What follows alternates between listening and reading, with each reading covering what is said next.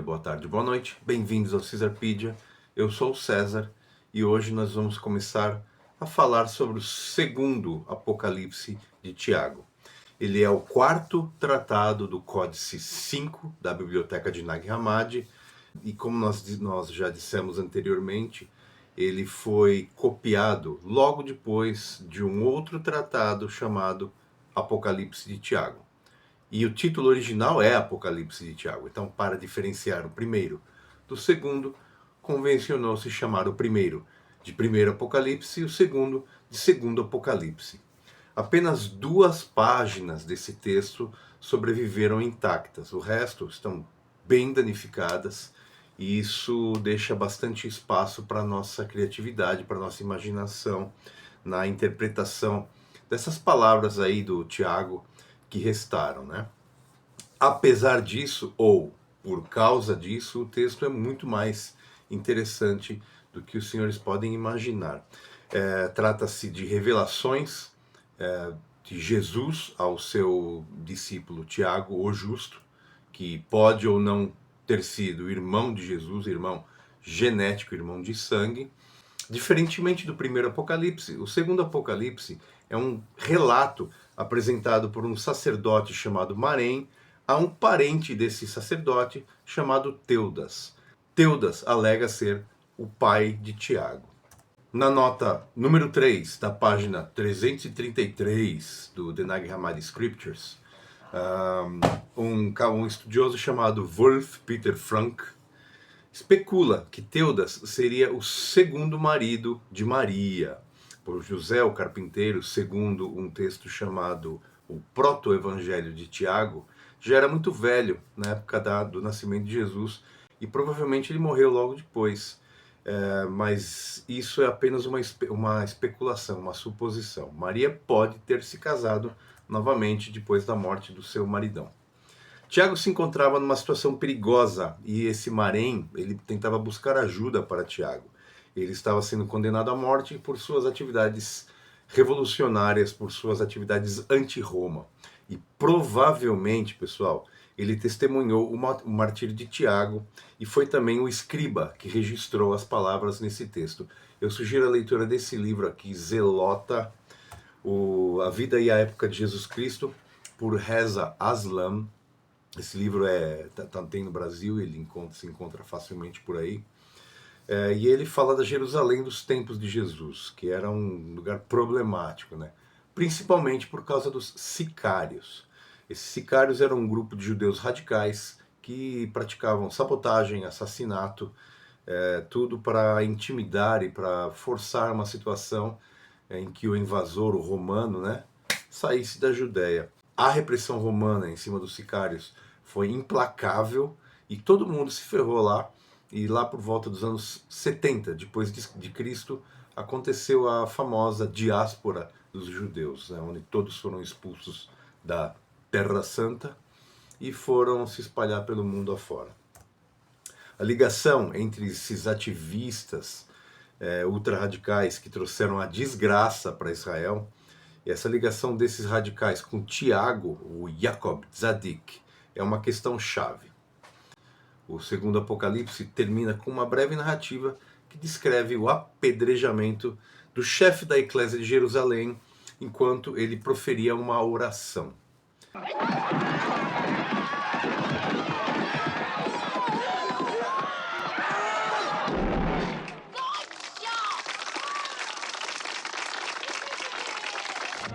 Se no primeiro Apocalipse Tiago conversava pessoalmente com Jesus ainda vivo e posteriormente o Jesus pós-ressurreição, aqui Tiago proclama as palavras que ele ouviu de Jesus, os segredos, né, que ele recebeu do Mestre, em praça pública, em alto e bom tom. Tiago o Justo, então, é aquele que recebeu os segredos do Mestre. Ele é o portador da verdade revelada. Isso causa revolta entre os ouvintes, entre as pessoas presentes, e o povo o condena à morte e o executa. Marém começa seu relato com o discurso que Tiago teria proferido a essa multidão. E Marém diz no texto, essas palavras foram ditas há pouco, ou seja, algumas horas, talvez, alguns dias, não se sabe. Mas é nesses detalhes que a gente percebe que Marém deve ter presenciado o evento tenebroso. Tiago tinha o costume de falar à multidão, diz Marém, mas desta vez este discurso lhe custou uma acusação de blasfêmia. Os danos do texto, como os senhores podem ver aqui na foto, eles deixam bastante espaço para nossa imaginação. Então, para os senhores terem uma ideia, eu vou colocar aqui uns trechinhos desse texto fragmentado. Eis aqui então um trechinho do discurso que Tiago o Justo proferiu em praça pública em Jerusalém. Bem-aventurada é a pessoa que, e virá para, de quem é dito que ele é. Eu sou aquele que recebeu a revelação da plenitude da imperecibilidade. Eu sou aquele que foi o primeiro a ser convocado por aquele que é grande, que obedeceu ao Mestre, aquele que passou através dos mundos, aquele que desceu depois se despiu e andou nu, que se encontrava na perecibilidade, embora destinado a ser elevado à imperecibilidade. Tiago legitimou-se como o proclamador do conhecimento verdadeiro e revelou os segredos que Jesus lhe confiou numa aparição pós-ressurreição. Tiago, abre aspas, é aquele que recebeu a revelação, abre aspas. Eu sou rico em conhecimento e tenho um entendimento único que foi concebido do alto. O que me foi revelado estava escondido de todos e só será revelado através dele. O foco desses escritos, obviamente, são as palavras de Jesus, né? O Apocalipse, né? Os segredos, o Apocalipse no sentido mais restrito. Os danos dificultam a narrativa, então é muito difícil você identificar quem fala o quê, quem são os personagens, quais são suas falas. É muito difícil identificar qual é o começo e qual é o fim de cada trecho. Então tem um estudioso aí chamado Charles W. Hedrick. Ele sugere uma estrutura a ser seguida, como está aqui na fotinho, para ajudar a reconhecer essas mudanças de narrativas nesse texto tão fragmentado. Como eu disse, é um texto em duas partes. Então tem o prólogo e tem o relato de Mairém. O relato de Mairém se dá em três partes, A, B e C. Então Mairém conta a Teuda, o que testemunhou logo no começo. Depois tem os discursos de Tiago.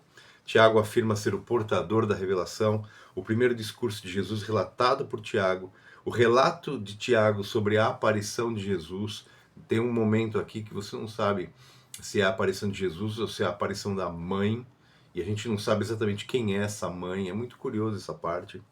Tem o segundo discurso de Jesus, relatado por Tiago, a reação de Tiago à aparição de Jesus, a exortação final de Tiago, e depois a parte C, a terceira parte da segunda parte, que mostra um cenário, né, o relato do apedrejamento, a oração de Tiago e então a conclusão do texto.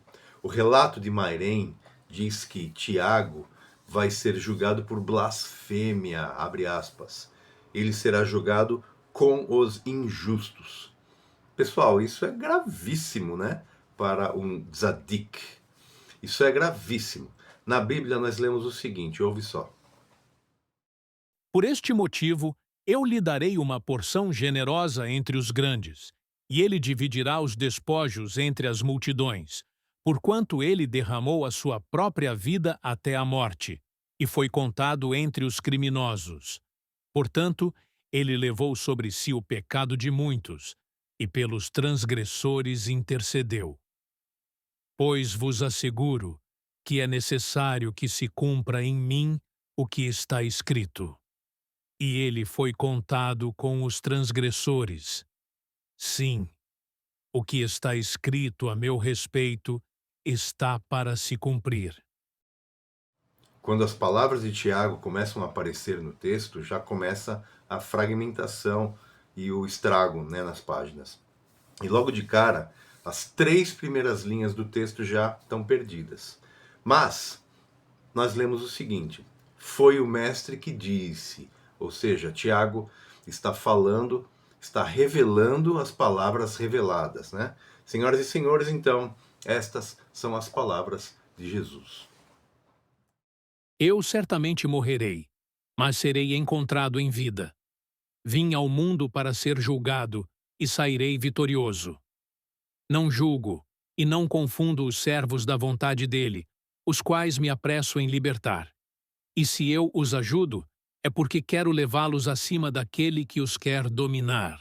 De forma secreta, sou o irmão que desprezou este impiedoso.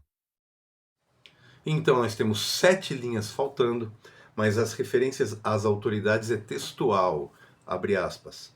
Quero levá-los acima daquele que os quer dominar. Jesus é o irmão que desprezou este impiedoso, os árcons, provavelmente. O animismo sofiânico interpreta esses que querem dominar como sendo o personagem coletivo dos árcons, bem como o indivíduo, o senhor de tudo, o The One and Only Yaldabaoth. Jesus declara sua relação com a imperecibilidade. Ele diz que será o primeiro entre os que ressuscitarão, que é o primeiro filho que foi concebido, e ainda proclama que destruirá o domínio de todos eles. Eles quem, cara pálida? As autoridades romanas ou os árcons? Os romanos acharam que essa conversa era com eles e condenaram Tiago à morte. Tiago é o justo, é o amado, é o filho do Pai, e ele não se desvia das regras estabelecidas pelo mestre, abre aspas. Eu falo como eu ouvi. Tiago dá ordens porque recebeu uma missão, abre aspas. Eu ordeno como eu recebi a ordem. O próximo trecho legível parece ser mais palavras de Jesus proferidas em segredo a Tiago, transcritas por Mairén e copiadas e recopiadas nesta versão por volta de 300 depois de Cristo, ou seja, mais de 250 anos depois da morte de Jesus. Isso é um grande telefone sem fio, né? Não vamos nunca saber o que foi dito exatamente para Tiago. Ouve só. Eis que eu falo para que eu possa aparecer. Prestai atenção em mim, para que me possais ver. Se eu vim à existência, quem sou eu então? Pois eu vim como eu não sou, e não aparecerei como eu sou. Eu vivi na Terra apenas por um curto período de tempo. Eu não tinha 9 linhas perdidas.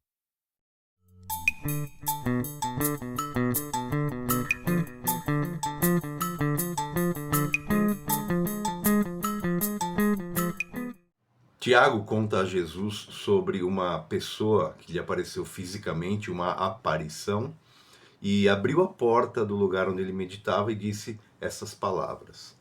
Abre aspas. Aquele a quem tu odiavas e perseguias veio ter comigo, disse-me, salve meu irmão salve. Tiago levanta o rosto para olhar o fenômeno e nesse momento a figura de uma mãe aparece no texto, ouve só.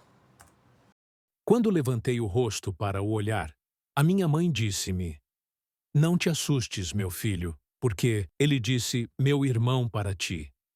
Porque vós fostes alimentados com este mesmo leite. Por isso ele chama a mim de minha mãe. Porque ele não é um estranho para nós. Ele é o vosso meio-irmão. 4 linhas faltando. Depois dela ter dito estas palavras. 4 linhas faltando. Seria esta mãe Maria em aparição? Não sabemos. Seria esta a prova da relação entre o Jesus e Tiago como irmãos de sangue? O texto também pode ser lido da seguinte forma. Ele é o irmão de teu pai. Ou, ele é o irmão por meio de teu pai. Eu, particularmente, escuto ecos aqui do episódio 5 da história da deusa caída, que trata do evento que deu origem aos Árcons, o evento da queda de Sofaia. O animismo sofiano que interpreta esta passagem da mãe não como a aparição de Maria, mas como a aparição de Sofaia, dos valentinianos, a deusa que se metamorfizou no planeta Terra. Sofaia se manifesta e esclarece a Tiago que tanto o Antropos quanto o Yaldabaoth têm a mesma fonte, abre aspas, fostes alimentados com este mesmo leite. Ambos são filhos de Sofaia, mas o Anthropos é superior. O genoma humano foi criado, segundo o mito de Sofia, lá no Pleroma, em Syzygy, entre dois Aeons, né, Thelete e Sofia, enquanto Yaldabaoth e suas hordas, os seus arcanjos e os seus anjos, foram um acidente de percurso. A primeira anomalia causada pela queda da deusa da sabedoria, segundo a restauração do mito por John Lamlash. Abre aspas. Por isso, ele chama a mim de minha mãe, diz a mãe que aparece a Tiago. Porque ele não é estranho para nós, ele é vosso meio-irmão. Esse ele seria Jesus em relação a Tiago ou seria Yaldabaoth em relação à espécie humana, o Anthropos?